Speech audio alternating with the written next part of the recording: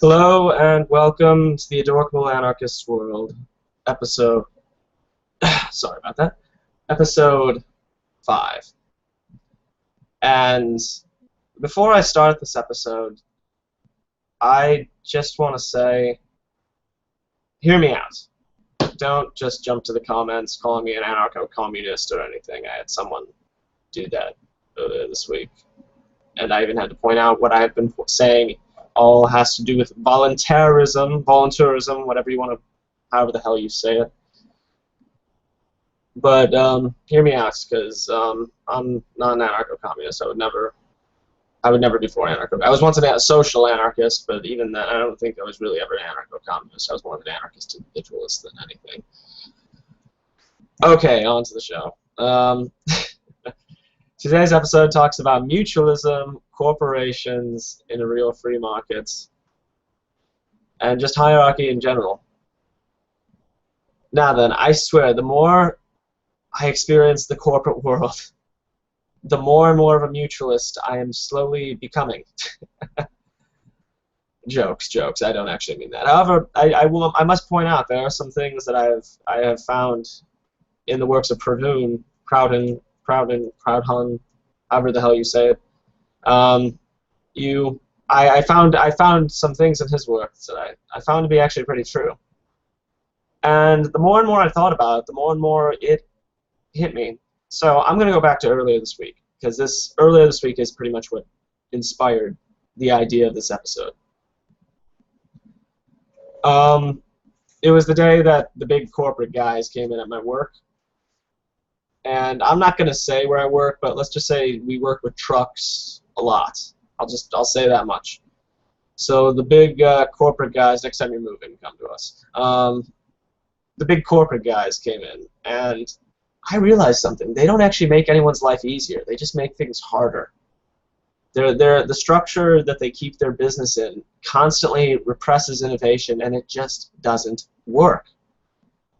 They come in, they're literally, their only job is to come in and find like the littlest things to nitpick, but even then, it's never really been a problem. If anything, they're just slowing down the process and making it harder for us to do our work. Not to mention adding newer and newer things, complicating older processes, making it just not at all easy to deal with. And really, to understand the way I've come to understand how a corporation is run, I want you to think of a pyramid for a second. And this one that I'm going to use as an example, this is going to be monitored. This is going to be modeled after the business that I currently work at. It might vary from business to business. Businesses run differently.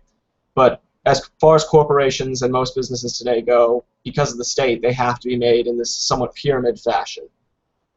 So at the bottom you have workers like me, the ones who do the real work, who actually do what the business wants them to do.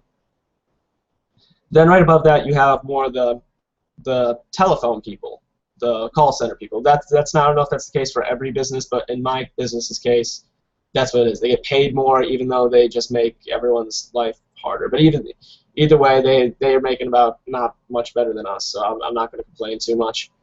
Then above that you have a city director, who is the one who runs everyone's thing in the city, who runs every business in the city. And generally, every business you go to doesn't like dealing with you. Then above that, you have the corporate people, the big dogs making these big shots that might work for one business, but for many, many others just do not work at all. Because businesses, in a way, are very individually run, in a sense.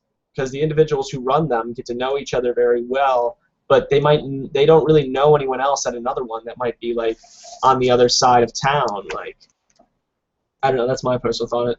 And then right above that you got the tip, the CEO, the big dog, the one making the big billions, the one with his friends in the government, his friends everywhere, the Rockefellers, whatever you want to say. And you know, it's funny, when this was happening this week, when all these big corporate, big dogs, big shots were coming in, and basically just like critiquing the hell out of everyone, even though there was like nothing to critique. Literally, the only thing they could find was a small thing, and that had to do with radio interference. We don't control that. But anyways, it reminded me of a time where I actually did work as a mutualist or an agorist. It was kind of a combination of the two. I worked at a yogurt shop for a while, and it was a completely mutualist agorist business. I still remember the first day. I quit McDonald's because I used to work there. I was sad they can't do anything to me now. I quit there, and I was offered this job at this yogurt shop, and I expected, okay, this is just going to be a more laid-back version of what I did before. It'll be the exact same thing.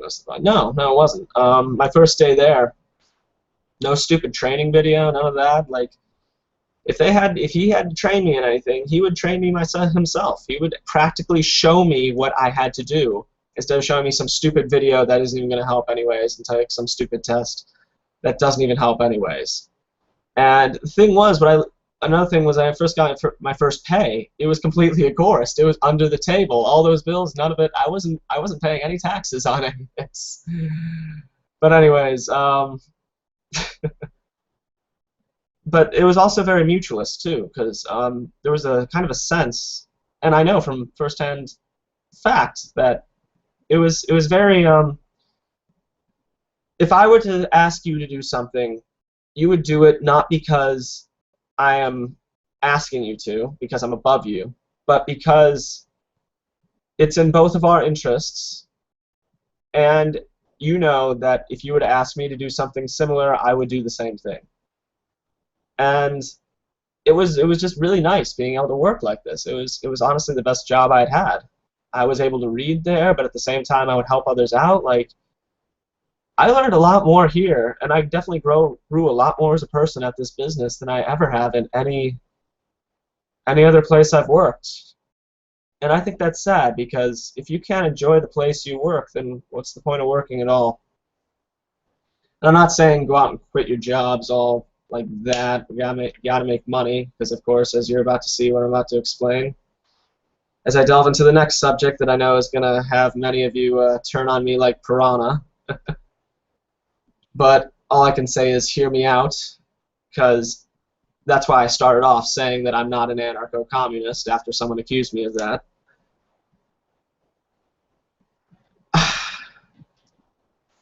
Wage slavery is a big problem today, and I'm going to try and explain why. Now, we've already explained how the corporate structure is laid out with this corporate hierarchy that they got set up. And the only reason this corporate hierarchy is able to be maintained, because in a real free market this wouldn't exist. This is completely insufficient. It doesn't help anyone. It just hurts more people than it helps. In a real free market, this type of structure, it would cease to exist. You couldn't sustain it.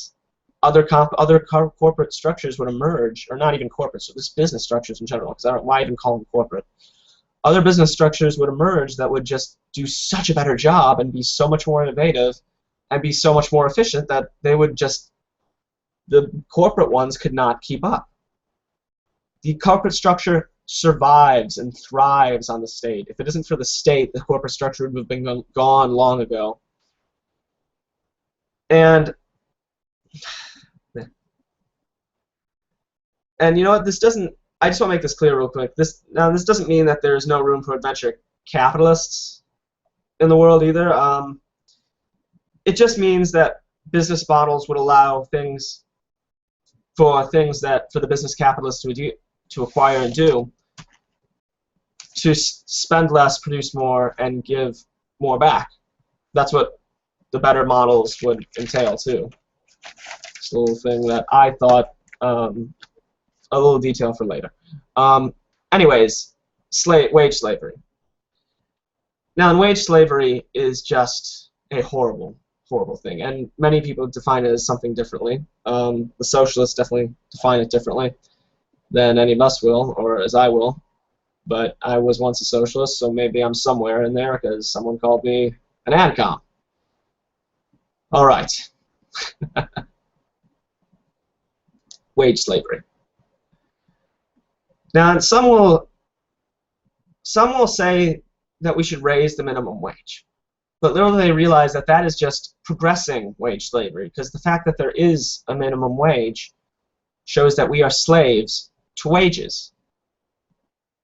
Just the fact that there is a minimum that must be paid shows that there is slavery, those invisible chains. And in a way, this just, it furthers our serfdom. And I really don't know how to explain this. Now, some will say that wage slavery is a myth. This is simply not true. Corporations have taken advantage of our current monetary system, making you, the worker, dependent on them. And they give you enough to make you feel as though you're getting by, but not enough to actually help you in life, get you out of debt, get you out of this hamster wheel that you're in, that you're stuck in day by day. In a sense, that's where I think many find, like the book and the movie Fight Club, is the main character is stuck in this hamster wheel day by day, and it drives him to madness. And I think we could all relate to that sometime. And the thing with the minimum wage, it creates this bubble, this fence around us. It keeps us entrapped from doing more. It keeps us stuck on to these bankers who have created a slavish monopoly with their money. The Federal Reserve has a monopoly. There's no way of denying it. It is a monopoly. Things like Bitcoin, Litecoin, and to even a certain extent gold and silver have tried to challenge this monopoly. But of course they can only get so far, because as long as the state exists, this monopoly will exist. And corporations get good subsidies from the government to continue. They want to. Now, in raising the minimum wage will do nothing but make the cage bigger.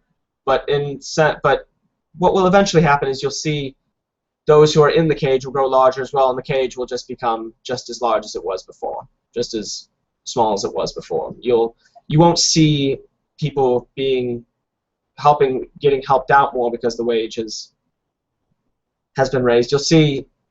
You'll see basically things will get more expensive, and the dollars will become worth less. It's a paradox, basically.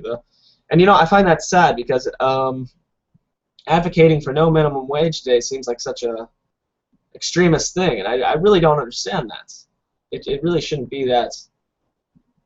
It really shouldn't be that extreme. If anything, you think more of those of the socialist ideology who don't advocate for a minimum wage would advocate no minimum wage.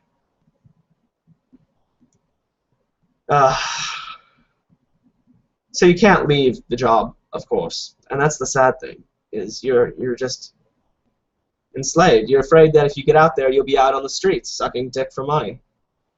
And God knows we all don't want to do that. And God knows the prostitutes out there don't want you doing that, because then you'll be cutting into their business. Corporations keep this minimum wage to enslave you, to make sure that you're not making enough to help yourself, but at the same time, you're making enough to get by. They want you there. They don't want you to leave. They want you to work for them. They want you there until you're old, gray, and you can just leave them with a good day for everyone who works there with cake and some stupid ring. That's all they want. Corporations don't have the best interest for you. And many will point to things like the North Pacific Trade thing, the TTP, Trans-Pacific Trade, or whatever it was. That many will point to that as a sign that free markets are bad, but I would point to that as a sign of why corporations are bad, that they are getting the monopoly over this area. They should not have that. The state is only enforcing that for them. The truth of the matter is the land should be open, and anyone, if you can find a way to ship something across the ocean, and as long as it isn't something harboring danger, which I'm sure many of the people who ship these things would realize that ahead of time. I'm probably sounding very naive right now, but you should be allowed to. There's nothing. It's not, it really isn't that complex. If you're trading peacefully, it's that simple. Let it happen. But corporations should not have the big monopoly on this. Because that's the thing. Corporations are nothing more than state-sponsored entities that have taken the face of legitimate business. I had a friend of mine the other day say, it would be so good if the government owned a corporation, like say if they owned a restaurant like McDonald's, and I was just like, are you mad? That would be a horrible, horrible idea. The government should never have any control. They already do. I pointed that out to him too, that the government is already in bed with corporations, and he said, oh no, corporations shouldn't own government, government should own corporations. It's like, it's the same concept. Anytime corporations mix with government, it's coming together. It's not, one is never above the other. They're both there together. They are both the same entity. That is why many of us refer to our current system of today as something of a corporatist system. And if I can encourage you to do anything, I want to encourage you to find a way to enjoy your work. If you're currently one of those wage slaves, like I am, enslaved by a corporation, working for something like, I'm just going to say McDonald's because I've talked about them so much and I don't think they're going to come after me. If you're working for like something like that, anything along those lines, the only thing I can encourage you to do is try to be as agorist as possible. Every chance you get to take something under the table, do it. Because the opportunities are there, whether you realize it or not. And if you get the chance, do it. Also, I encourage you to be a little bit more mutualist, as in be kind to your coworkers, but at the same time be kind to those who come in and expect to be treated the same, even though I know that many of them will not treat you the same, from my own experience. But try and create an atmosphere with those you work with where you can ask them to do something because you know that if they were to ask you to do the same, you would do it. Be helpful, especially even when you ask for help, is what I'm coming down to. And most of all, I'm not the first person on the network to say this, or not even the network, I shouldn't even say that. It's be happy. Because, you know what, happiness is the one thing that's going to get you through this, and maybe it'll create some great memories along the way. I'm not sure if you've ever seen a film called Adventureland, but anyone who's had a horrible first job, I think, can relate to it, in a sense. I never worked at an amusement park, but I think anyone who's had a horrible first job can relate. And, you know, it's that happiness, that romantic feeling that brings you away from this somewhat of a harsh reality of working in the corporate world. And it keeps you going, remembering that this is only for now. I'm going to do more. Don't get caught in that hamster wheel that they want you to get caught in. That hamster wheel will do nothing but lead you to the end of your life thinking, what have I done but spent my whole life in this one building? Go out and live. See the world. I went to Sweden last summer. Absolutely amazing. And it taught me so much about the world. Do the same. Find a way to go see the United States. Go to Porkfest. Go to whatever the heck that was Mike Shanklin was talking about on Facebook.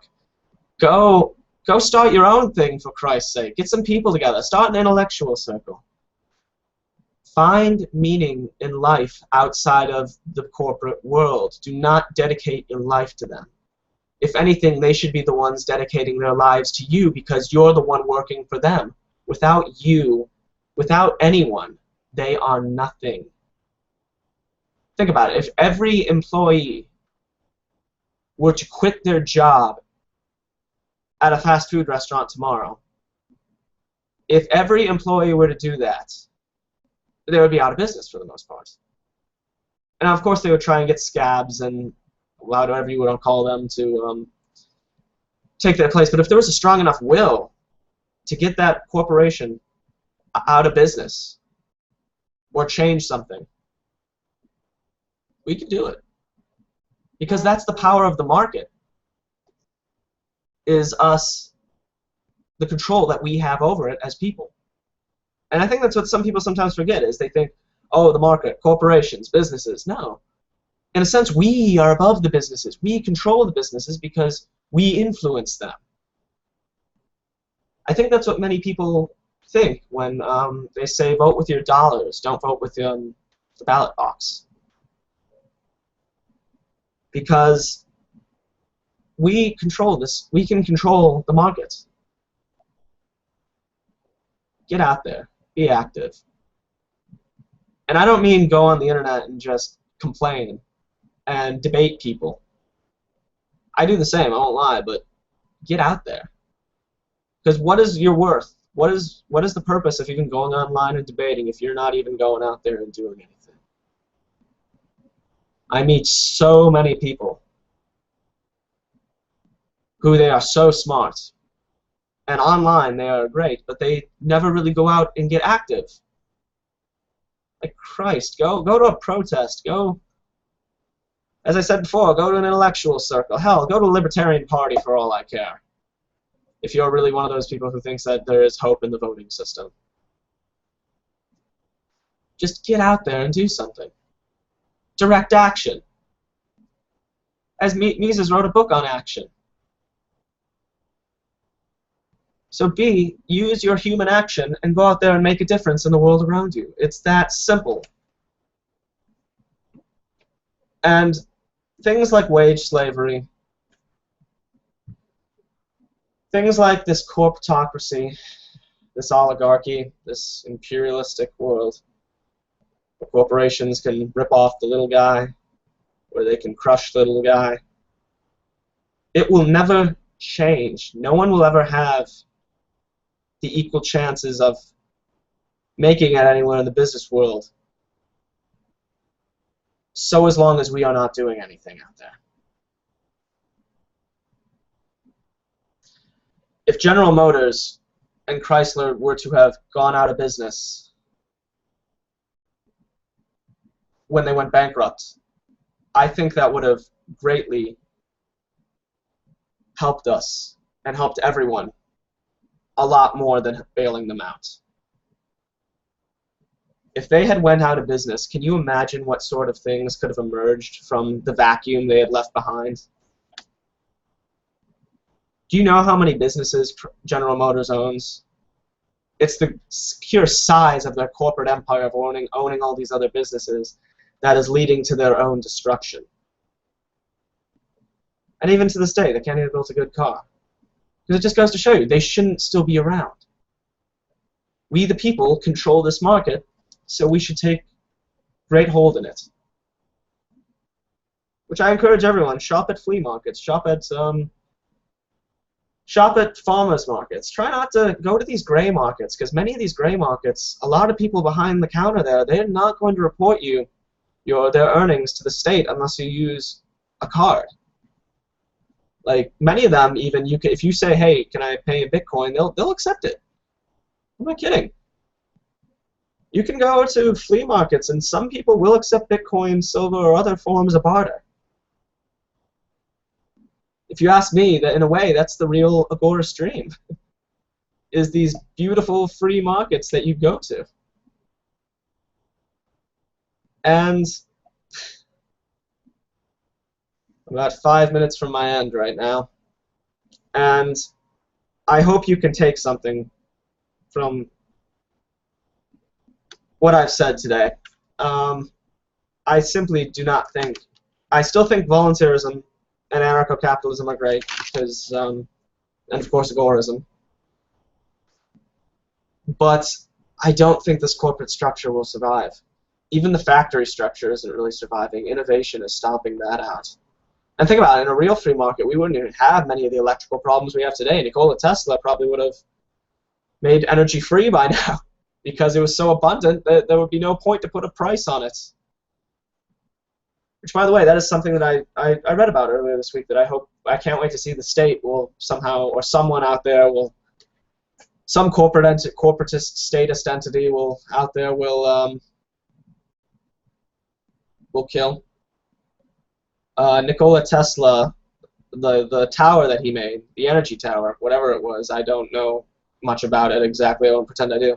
Some Russian scientists are now going to try and recreate it in Russia.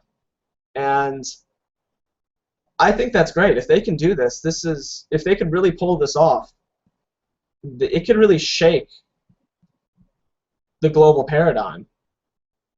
Because in a way, if energy was to be made free, it would be the forefront to a real free market. Because if they can control the energy, they can control the markets.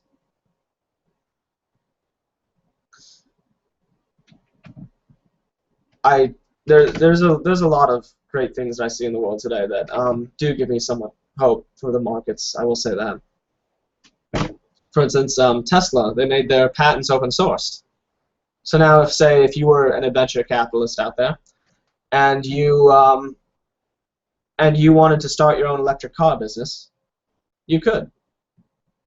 You could use the same patents that they use. You could use the same technology if you could afford it. And I think that is wonderful, and that we need to be supporting more businesses like that support policies like that want open trade. And I'm not going to sit here and pretend Tesla is wonderful, because a friend of mine has pointed out that they do receive government subsidies. But to see the product that they're producing and to seeing the policies that they support, I will say that it is one of the better things out there. And that's one last thing I want to talk about today. Hobby Lobby. Who cares? I literally don't care. Like, it's not up to it should never, insurance itself is a monopoly today. That's all Obamacare is. It's giving a monopoly to insurance companies. And if you ask me, businesses for the most part shouldn't supply health stuff. That should be left up to the individual. I mean, because the government, it's been made so expensive, because of the government's health affording things from the health industry has become so expensive, it's become so inflated. The government has done nothing but hurt this industry, and giving insurance companies a monopoly is not helping it at all. It's just making everything worse. Many of you who are wage slaves are now realizing that, seeing how hours are getting cut drastically, and some of you have moved down to part-time because not everyone can be full-time to make good money. That is another thing that Obamacare has done to hurt us. Alright, I have just about reached my end today. I hope many of you enjoyed your slavery day of July 4th, 2 days ago. And how should I close this show? Do I have a libertarian joke or something? I need to think of something. Well, if you're still listening, and if you actually watch this, I hope you made it to the end. I hope you didn't just jump in the comments and start commenting if I had answered anything later. Anyways, this is Mitchell Wiechek of the Adorable Anarchist World, reporting on this great romantic fantasy, soon to become a reality.